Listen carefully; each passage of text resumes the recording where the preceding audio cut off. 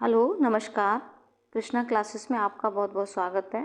आज की इस वीडियो में हम बीए सिक्स्थ सेमेस्टर के पेपर फर्स्ट की सेकंड यूनिट में जो पोएम है लक्ष्मण, उसके एमसीक्यू क्वेश्चंस कवर करेंगे। ये हमें दिख रहा है लक्ष्मण, और ये पोएम लिखी है तोरू दत्त ने। ओके, इस पूरी यूनिट में मैंने पूरी लक्ष्मण पोएम के इम्पोर्टेंट एमसीक्यू क्वेश्चंस दिए हैं, और यदि इस पोएम से क्वेश्चन आता है तो आपका इससे बाहर नहीं जाएगा। क्वेश्चन नंबर फर्स्ट है, when was Toru Dutt born? Toru Dutt का जन्म कब हुआ था?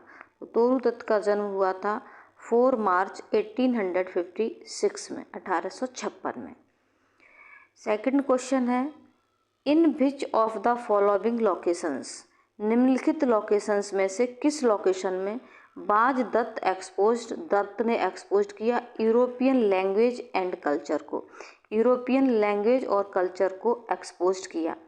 तो इसका करेक्ट ऑप्शन डी होगा, फ्रांस एंड इंग्लैंड की लैंग्वेज एंड कल्चर को एक्सपोज किया था। ओके, तो करेक्ट ऑप्शन डी होगा इसका।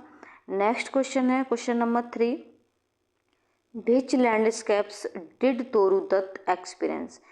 किस लैंडस्केप्स, मतलब निम्नलिखित लैंडस्केप्स में से किस लैंडस्केप्स को तोरू दत्त ने एक्सपीरियंस किया, अनुभव किया?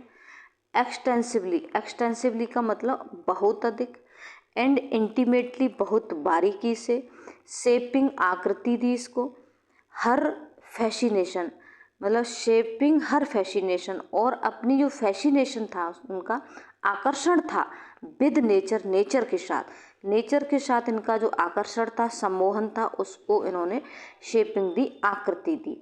ओके, तो इसका करेक्ट ऑप्शन जो होगा वो होगा A, her garden home in India.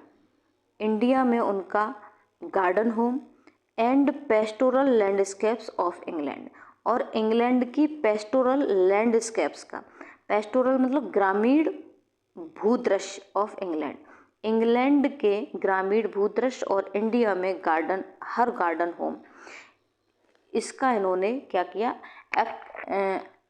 Extensively और इंटीमेटली इसको एक्सपीरियंस किया, और अपनी नेचर के साथ अपनी इस फैसिनेशन को आकृति दी। ओके, नेक्स्ट क्वेश्चन पर चलेंगे, क्वेश्चन नंबर 4 पर। क्वेश्चन नंबर 4 है, what was the only work of Toru Dutt published? Toru Dutt का कौन सा वर्क पब्लिश्ड हुआ था व्हेन शी वाज अलाइव, जब वह जीवित थी? तो जब वह जीवित थी तब उनका एक ही वर्क पब्लिश हुआ था। इनको पॉपुलैरिटी मिली थी आफ्टर डेथ, मृत्यु के बाद। ठीक है, तो ज़्यादातर वर्क्स इनके उनकी मृत्यु के बाद पब्लिश हुए थे। तो करेक्ट ऑप्शन बी है इसका, a sheaf gleaned in French field. Okay,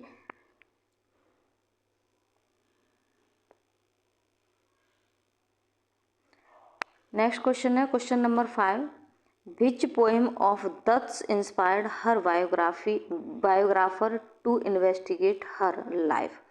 which poem of Dutt की कौन सी पोएम ने इंस्पायर्ड किया, प्रभावित किया हर बायोग्राफर, अपने बायोग्राफर को, टू इन्वेस्टिगेट करने के लिए, छानबीन करने के लिए हर लाइफ, उनके जीवन की? तो इसका उनकी पोएम थी वुट्टो। तो correct option D. Next question है question number 6, which of the following best describe? निम्नलिखित में से कौन सा स्टेटमेंट सबसे अच्छे तरीके से डिस्क्राइब करता है तोरू दत्त की फैमिली को?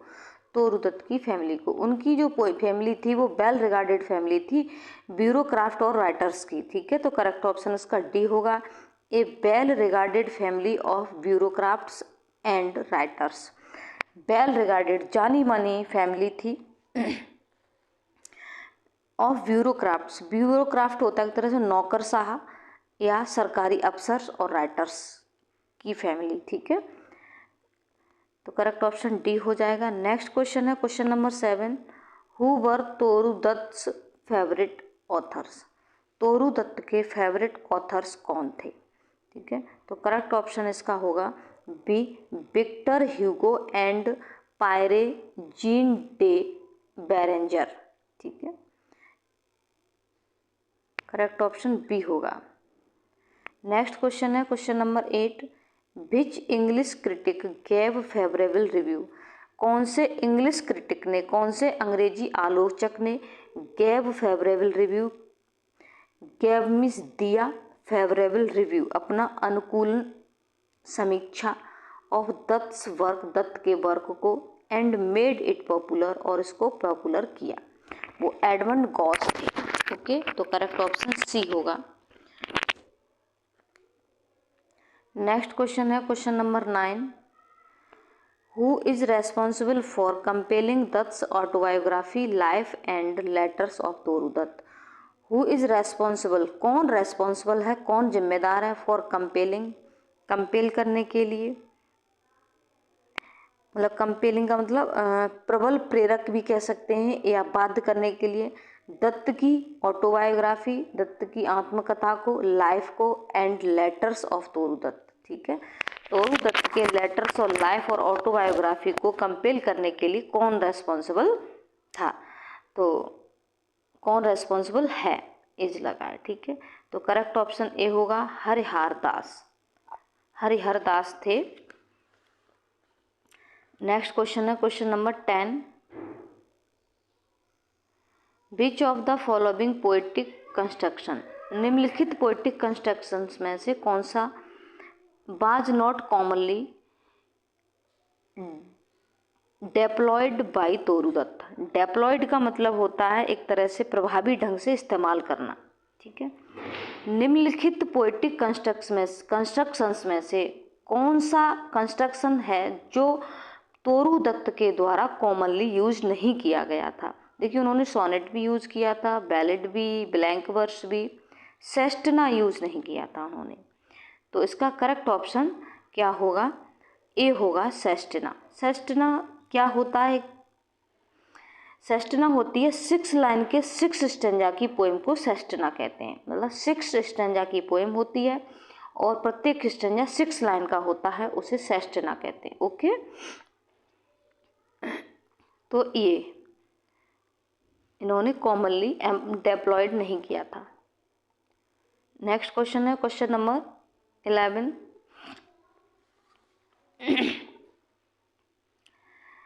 What were Toru Dutt first published work. Toru Dutt का फर्स्ट पब्लिश वर्क कौन सा था या कौन से थे।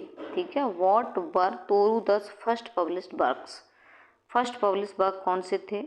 तो इसके ऑप्शन 2 इधर हैं, आगे चलेंगे। तो तोरू दत्त के फर्स्ट पब्लिश वर्क्स थे, तो करेक्ट ऑप्शन सी होगा essay on Henry, essays on Henry Derozio and Leconte de Lisle. तो करेक्ट ऑप्शन सी हो जाएगा। नेक्स्ट क्वेश्चन है question number 12, which poem of Dutt inspired her biographer to investigate her life. ठीक है, तो which poem of Dutt, Dutt की कौन सी पोएम ने इंस्पायर्ड किया, प्रभावित किया हर बायोग्राफर, अपने बायोग्राफर को टू इन्वेस्टिगेट, छानबीन करने के लिए, तहकीकात करने के लिए हर लाइफ, उनके जीवन की। तो उनकी ये पोएम थी अवर कैजुरना ट्री, बहुत फेमस पोएम है इनकी। पहले 12th क्लास में थी, हमने 12th क्लास में इसको पढ़ा था। तो करेक्ट ऑप्शन ए होगा इसका। ओके, नेक्स्ट क्वेश्चन है question number 13, what were the major languages in which Toru Dutt wrote. कौन सी मेजर लैंग्वेजेस थी जिसमें तोरू दत्त ने लिखा था। तो वो इंग्लिश और फ्रेंच लैंग्वेज थी, तो करेक्ट ऑप्शन बी होगा। ओके, ये इंपॉर्टेंट क्वेश्चन है। आगे क्वेश्चन नंबर 14 पर चलेंगे। Which of the following authors were Toru Dutt favourite authors. निम्नलिखित ऑथर में से कौन से ऑथर थे जो तोरू दत्त के फेवरेट ऑथर्स थे। तो करेक्ट ऑप्शन इसका है विक्टर ह्यूगो एंड बेरेंजर। मैंने रिपीट हुआ है ये क्वेश्चन, ऊपर भी है ऑप्शन, नहीं ये क्वेश्चन इसी से रिलेटेड निकल गया।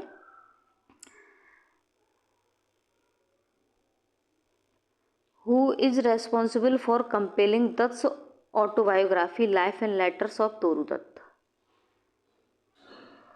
हु इज़ रेस्पॉन्सिबल, कौन जिम्मेदार है, फॉर कंपेलिंग, कंपेलिंग करने के लिए दत्त की ऑटोबायोग्राफी को, life and letters of Toru Dutt, Toru Dutt की लाइफ और लेटर्स को। करेक्ट ऑप्शन ए होगा हरिहर दास। ये क्वेश्चन रिपीट हो गया है, ठीक है। नेक्स्ट क्वेश्चन पर चलेंगे। Which of the following is not a reason, निम्नलिखित में से कौन सा रीजन नहीं है। That there is very little information, जो बहुत कम इन्फॉर्मेशन रखता है ऑन तोरू दत्त लाइफ, तोरू दत्त की लाइफ की। ओके, तो करेक्ट ऑप्शन इसका वैसे सी होना चाहिए। देखो, Toru Dutt only published work in her life only gained fame after her death. Toru Dutt का केवल एक वर्क पब्लिश हुआ था, वो gleam sheaf gleaned in French field. उनकी जीवित, जब वो जीवित थी तब एक ही वर्क उनका पब्लिश हुआ था, और उनको जो फेम मिली थी वो डेथ के बाद ही मिली थी। Toru Dutt died at very young age, ये भी सही है।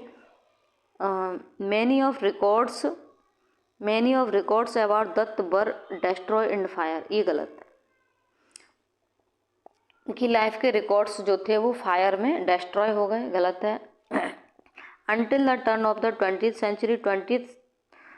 सेंचुरी के टर्न तक biographies were not as the extensively written as the history in India, ये तो सही है, ठीक है। तो करेक्ट ऑप्शन इसका सी होगा।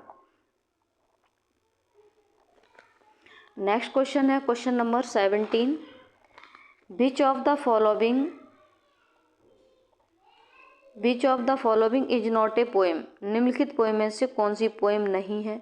रिटिन, लिखी गई, और ट्रांसलेटेड बाई तोरू दत्त। निम्नलिखित में से कौन सी पोएम है जो तोरू दत्त के द्वारा नहीं लिखी गई और ट्रांसलेटेड नहीं की गई है। तो ये जो है my vocations, the tree of life, the broken bell, night of the scorpion, ये इन्होंने न लिखी है और न इसको ट्रांसलेट किया है। तो करेक्ट ऑप्शन इसका डी होगा। नेक्स्ट क्वेश्चन पर चलेंगे question number 18। Which of the following best describe western influence. Which of the following, निम्नलिखित स्टेटमेंट्स में से कौन सा स्टेटमेंट वेस्ट डिस्क्राइब, सबसे अच्छे तरीके से डिस्क्राइब करता है वेस्टर्न इन्फ्लुएंसेस को, पश्चिमी प्रभाव को ऑन तोरू दत्त वर्क, तोरू दत्त के वर्क पर। तोरू दत्त के वर्क पर जो वेस्टर्न प्रभाव था उसके प्रभाव को सबसे ज़्यादा कौन डिस्क्राइब करता है। तो करेक्ट ऑप्शन इसका बी होगा। Western poetry and culture significantly influenced Dutt.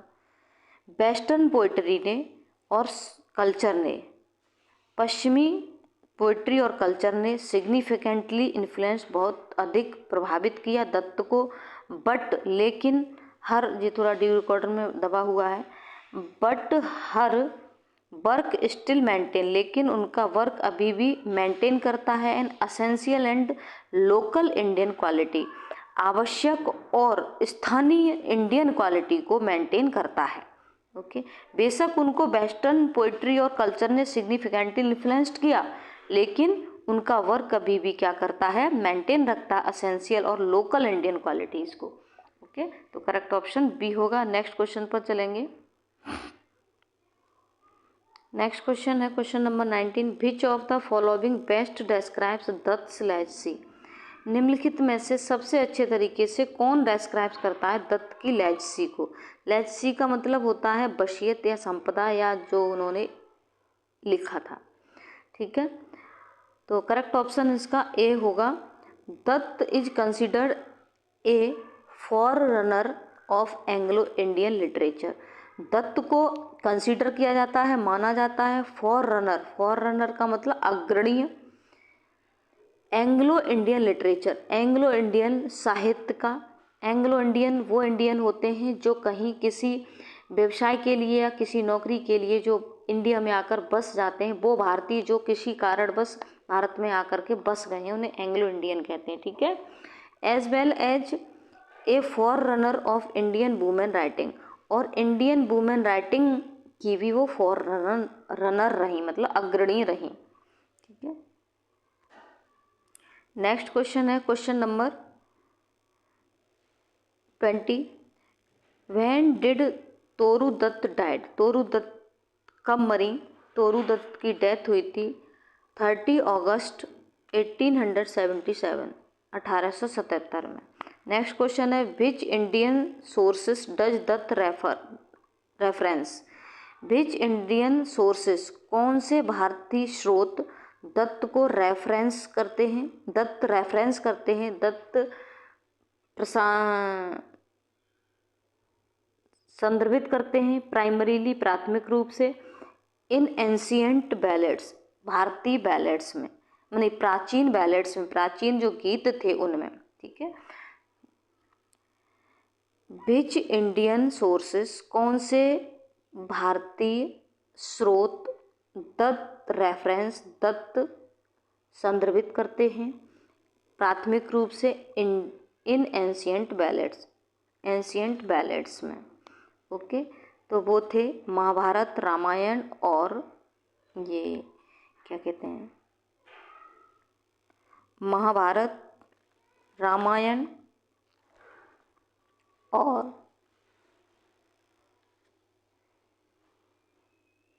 पुराण। ठीक है, नेक्स्ट क्वेश्चन है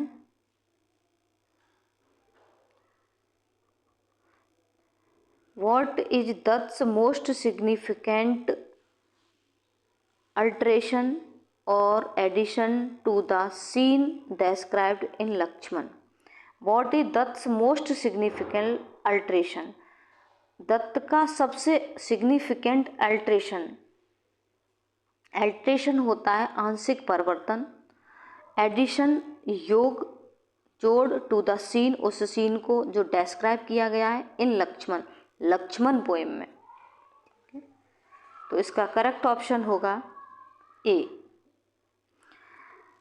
Dutt's insertion of new metaphor comparing Lakshman to a dull cloud. Dutt का इंसर्शन, इंसर्शन का मतलब होता है अंतःस्थापन या अंतर्निवेद, ऑफ न्यू मेटाफर, एक न्यू मेटाफर का जो कंपेयर करता है लक्ष्मण को टू ए डल क्लाउड से, लक्ष्मण की तुलना करता है। ओके, नेक्स्ट क्वेश्चन है question number 23 which Christian figure is described in Dutt's work. कौन सा क्रिश्चियन फिगर इज डेस्क्राइब किया गया है इन दत्त's वर्क, दत्त के वर्क में, एज बीइंग बर्डनड, एक बर्डन बोझ के रूप में, by divine power, divine power के द्वारा। तो करेक्ट ऑप्शन ए होगा जीसस क्राइस्ट। जीसस क्राइस्ट को दत्त के वर्क में एक क्रिश्चियन फिगर के रूप में यूज किया गया, जिससे एज बीइंग बर्डन के रूप में by divine power. Okay, next question पर चलेंगे, नेक्स्ट क्वेश्चन पर चलेंगे why does Dutt take care, हाँ ठीक है, why does Dutt take care to emphasise nature and farm imagery so heavily in Christmas. Why does Dutt take care, Dutt ने टेक केयर क्यों किया? टेक केयर का मतलब ध्यान देना होता है, आप जानते होंगे। टू एम्फेसाइज, एम्फेसाइज का मतलब विशेष रूप से किसी चीज़ पर बल देना। नेचर मतलब दत्त ने नेचर पर बल देने पर इतना ध्यान क्यों दिया? एंड फार्म इमेजरी, इमेजरी को फार्म किया। शो हैवीली, इतनी हैवीली इन क्रिसमस, क्रिसमस में।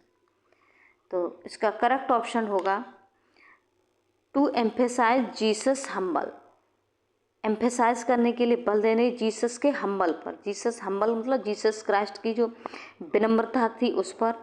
ह्यूमन ऑरिजिन्स, ह्यूमन की उत्पत्ति। ड्रॉ एडिशनल अटेंशन, और अतिरिक्त ध्यान को ड्रॉ करने के लिए, खींचने के लिए।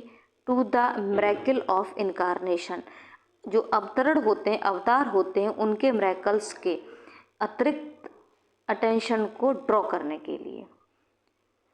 नेक्स्ट क्वेश्चन है question number 25 what was the only work of Toru Dutt published when she was alive. What was the only work of Toru Dutt Toru Dutt का पब्लिश्ड वर्क कौन सा था? व्हेन शी वाज अलाइव, जब वह जीवित थी।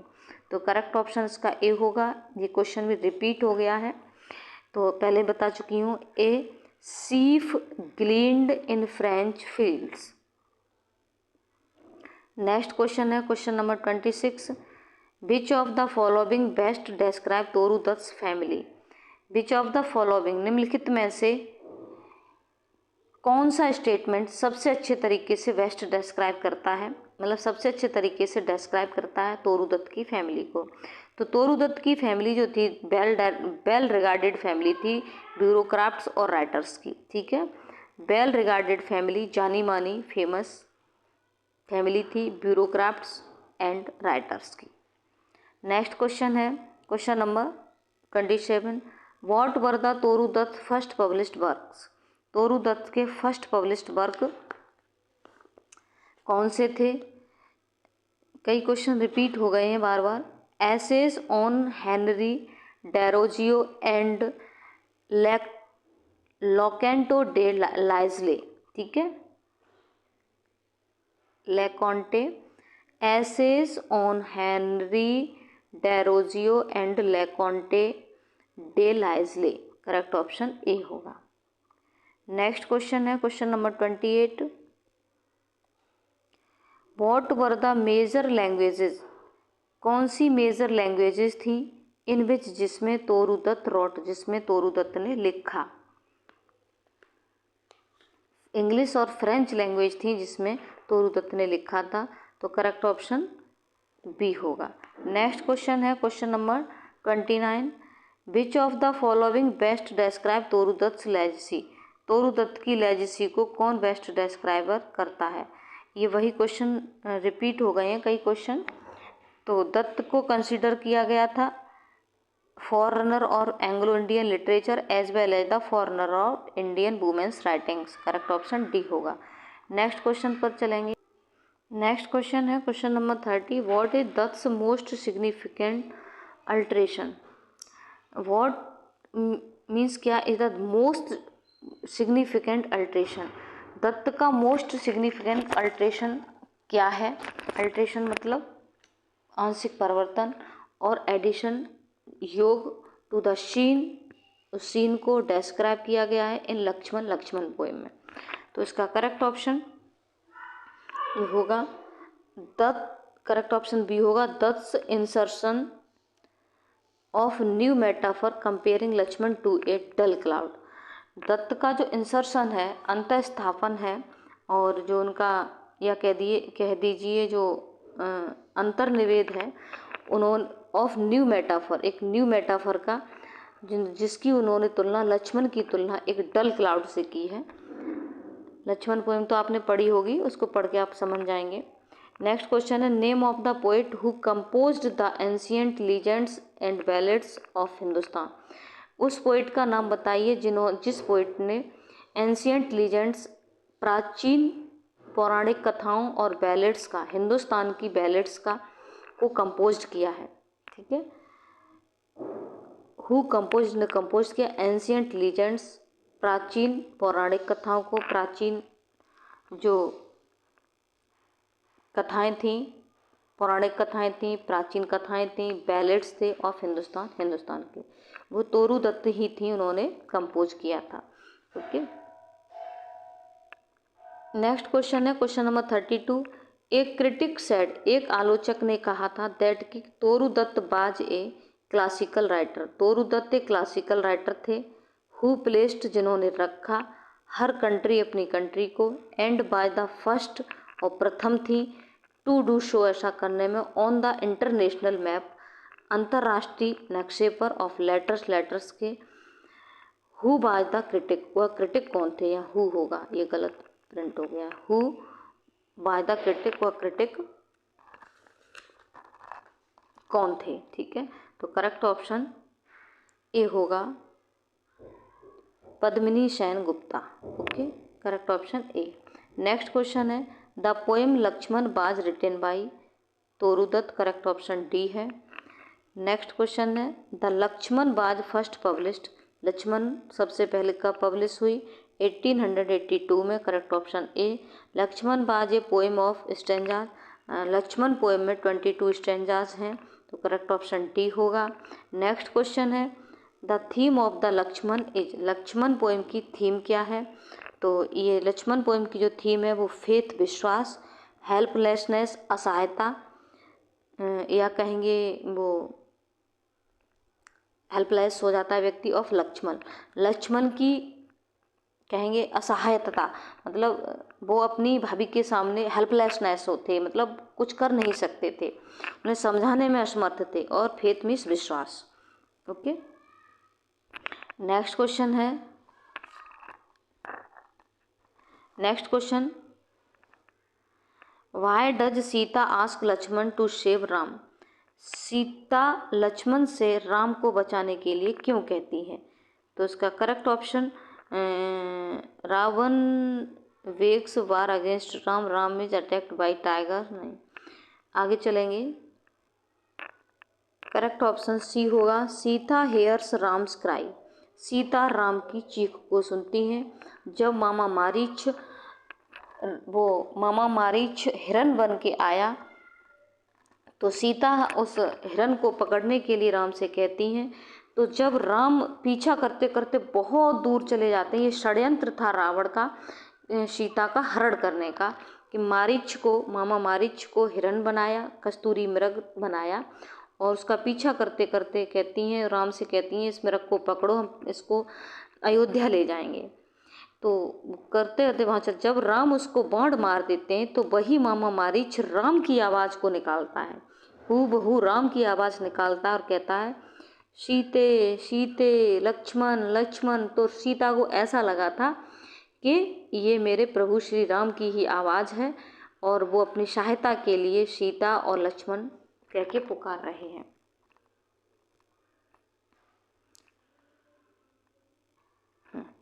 क्वेश्चन नंबर 38 है, who appears in the form of golden Musk, ठीक है, हु अपेयर्स कौन प्रकट होता है, इन द फॉर्म इस रूप में, of the golden Musk, golden Musk मतलब मस्क का मतलब हिरन, ठीक है, एक कस्तूरी मृग होता है उसे मस्क कहते हैं। ओके, वैसे डियर मीन्स हिरन होता है, लेकिन यहाँ मामा मारीच जो था वो सोने का हिरन बन के आया था, जिसके प्रति सीता अट्रैक्ट होती है, उसे पकड़ने की राम से कहती हैं कि इसे पकड़ लो, ठीक है।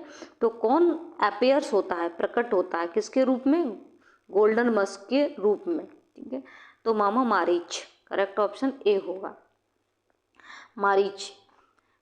नेक्स्ट क्वेश्चन है क्वेश्चन नंबर, ठीक, question number 39, Sita views Lakshman's actions to be of a, Sita views देती हैं लक्ष्मण के एक्शंस को to be a of a, किसके रूप में, एक फ्राइटेंड मैन के रूप में, कि मतलब सीता जब लक्ष्मण से कहती हैं जाओ उनकी मदद करो, वो पुकार रहे हैं, लक्ष्मण लक्ष्मण कह के पुकार रहे हैं, तुम क्यों नहीं जाते, उल्टा सीधा भला बुरा उनसे कहती हैं, तो उनसे कहती हैं तुम चूड़ियाँ पहन लो, तुम फ्राइटेंड मैन हो, तुम डरपोक हो, तो फ्राइटेंड मैन की उपाधि देती हैं उनको, तो करेक्ट ऑप्शन सी हो जाएगा। नेक्स्ट क्वेश्चन है question number 40, the scream of vulture at the end of the poem signifies, vulture की जो स्क्रीम थी, चीख थी, बल्चर मीन्स गिद्ध, गिद्ध की जो चीख होती है eight the end of the poem, poem के अंत में, सिग्निफाइज किसका संकेत देती है, तो वो संकेत देती है सीताज एबडक्शन बाय रावण, कि सीता का हरण हो गया राम के द्वारा, एबडक्शन मीन्स होता अपहरण, बाय रावण, रावण के द्वारा। कविता के अंत में बल्चर गिद्ध चिल्लाता है तो वो यह संकेत देता है कि कुछ अनहोनी हो गई, इसका मतलब सीता का अपहरण हो गया। नेक्स्ट क्वेश्चन है question number 41, Sita struggles with the ideas of, Sita किस प्रकार के आइडियाज से स्ट्रगल करती हैं, संघर्ष करती हैं, तो वो हैं death of the her husband, death of her husband, अपने पति की मृत्यु की, डेथ का मतलब उसके अंदर विचार आते हैं, चीखते हैं हाय लक्ष्मण हाय लक्ष्मण हाय सीते करके वो चिल्लाते हैं, तो उनको लगता है कि अब बहुत देर कर दी लक्ष्मण ने, तो मेरे पति अब जीवित नहीं हैं, वो उस राक्षस ने उनको मार दिया है, उनके साथ कुछ गलत हो गया है। तो डेथ ऑफ हर हस्बैंड, अपने पति की मृत्यु के विचार उनके अंदर स्ट्रगल करते हैं, संघर्ष करते हैं। तो करेक्ट ऑप्शन बी होगा। नेक्स्ट क्वेश्चन है, according to the Sita, Sita के अनुसार हु हैज चेंज्ड, कौन बदल चुका है, इनटू ए ब्लाइंड, अंधे, डम्ब, गूंगे, स्टोन मीन्स पत्थर में।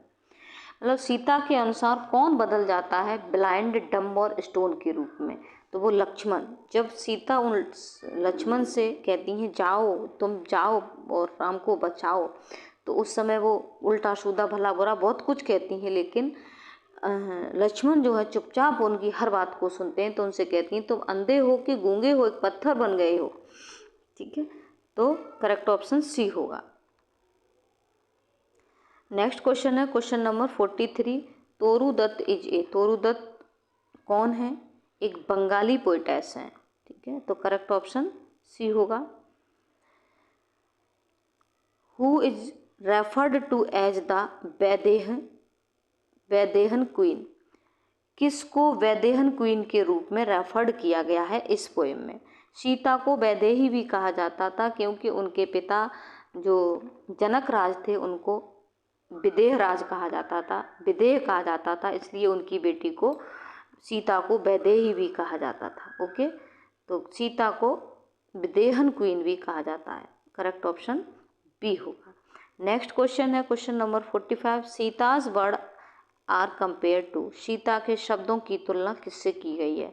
सीता के शब्दों की तुलना पॉइजन्ड वर्ड से की गई है, जहरीले शब्दों से की गई है।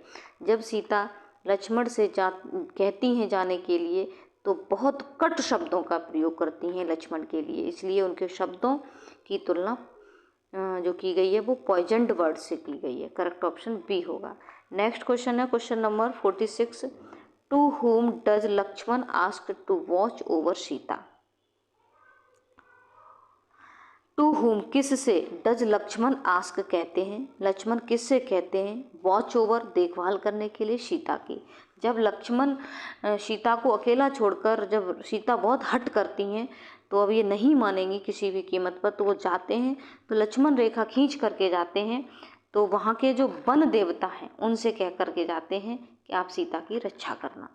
तो to whom does Lakshman ask to watch over Sita, तो करेक्ट ऑप्शन डी होगा। सालवान गॉड्स, सालवान गॉड्स होते हैं, एक वन देवता होते हैं, वहाँ अपने अपने स्थानिक देवता होते हैं, उनके अपने अपने नाम होते हैं। तो वहाँ के जो वन देवता थे उनका सालवान गॉड्स के नाम से जाना जाता है। ओके, तो करेक्ट ऑप्शन डी होगा। नेक्स्ट क्वेश्चन पर चलेंगे।